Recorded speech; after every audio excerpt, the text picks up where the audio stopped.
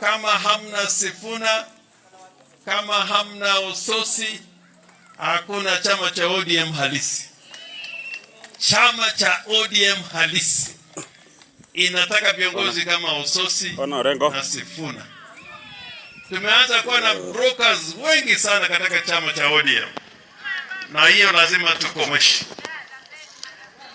Kuna wengine wanasema ya kwamba ODM iende kwa Ruto bila conditions, ati tuende hivi tu, na tayari wanasema ya kwamba hapa Western Province, kwa sababu chama cha ODM iko na wabunge karibu 20 hapa Western, na wanasema katika hii Western ambapo kijana wa Malo alizaliwa, mahali Masinde Muliro alizaliwa,